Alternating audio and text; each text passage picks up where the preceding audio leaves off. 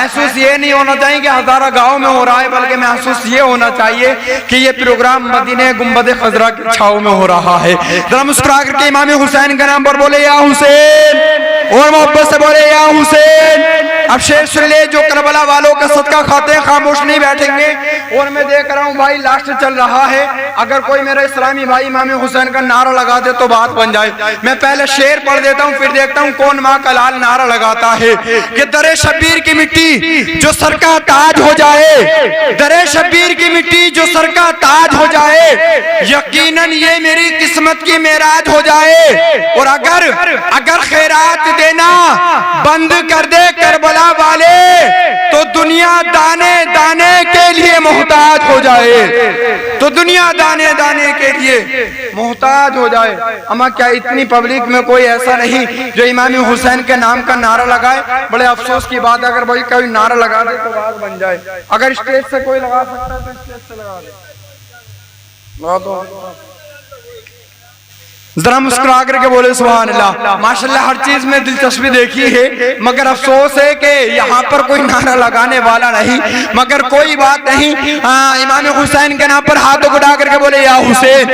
हमें कुछ हरामखोर ये कहते हैं कि इमाम हुसैन को प्यासा यानी पानी की तलब थी, प्यासा तड़पाया गया कि पानी की तलब थी, पानी की जरूरत थी। मगर कसम खुदा की मैं तो कहता हूँ, सिद्दीक से पूछो सदाकत किसको कहते हैं, उमर से पूछो अदालत किसको कहते हैं, उस्मान से पूछो सखावत किसको कहते हैं, मौला अली से पूछो शुजाअत किसको कहते हैं, मेरे आका हुसैन से पूछो शहादत किसको कहते हैं। और ये तो इजाजत नहीं थी, वरना मेरे अब्बास बताते कयामत किसको कहते हैं, मेरे अब्बास बताते कयामत किसको कहते हैं। आज कुछ लोग कहते हैं कि इमाम हुसैन को पानी की जरूरत थी। एक शायर कहता है कि आवाज दे तो खुद से कौसर निकल पड़े। जरा तैयार हो जाए, बुलंद आवाज से बोले सुभान अल्लाह। तैयार हो जाए, होशियार हो जाए कि आवाज दे तो खुद से कौसर निकल पड़े, नहरे फुरात खैमे के अंदर निकल पड़े। और वो इम्तिहान सब्र था, वरना मेरे हुसैन उंगली जमीन पे रख दे तो जमजम निकल पड़े। वो इम्तिहान सब्र था, वरना मेरे हुसैन उंगली जमीन पे रख दे तो जमजम निकल पड़े। माशाल्लाह आप तैयार हैं, होशियार हैं। जिनकी आमद होने वाली है वो अपनी माँ की दुआओं के तोफेल अल्हम्दुलिल्लाह हजरत ने यूट्यूब पे भी कब्जा किया हुआ है। आप यूट्यूब पे भी हजरत को समाअत कर सकते हैं। अल्हम्दुलिल्लाह आपकी दुआओं से पूरे हिंदुस्तान का वो खतीब सफर करता है। आइए उसी खतीब को मैं आपके सामने पेश करता हूँ। जरा तैयार हो जाए, माहौल को अच्छा बना ले, ताकि हजरत को लगना चाहिए कि हजारा गांव के लोग बहुत मोहब्बतों के साथ समाअत करते हैं। वरना वक्त वो हो चुका है, इस वक्त इस टाइम लोगों की आंखें बंद हो जाती हैं और मुंह खुल जाते हैं। मगर अल्हम्दुलिल्लाह हमारे बुजुर्ग भी तैयार हैं, नौजवान भी तैयार हैं। अल्लाह सलामत रखे। जरा नारे तकबीर से इस्तकबाल कर ले खतीब हिंदुस्तान, मुकर्रिर दिशान, फाजिल नौजवान, मेरे आज़िज़ मोहतरम जनाब हजरत अब्दुल कारी मौलाना उवैस रज़ा बरकाती। आइए इस्तकबाल नारे तकबीर से करे, जरा बुलंद आवाज से पूरा मजमा नबी की मोहब्बत में बोले नारे तकबीर। माशाल्लाह इधर वाले हाथ नहीं उठा रहे, हम हाथ उठाने की जरूरत है। माशाल्लाह मजमा कामयाब है, अल्लाह सलामत रखे।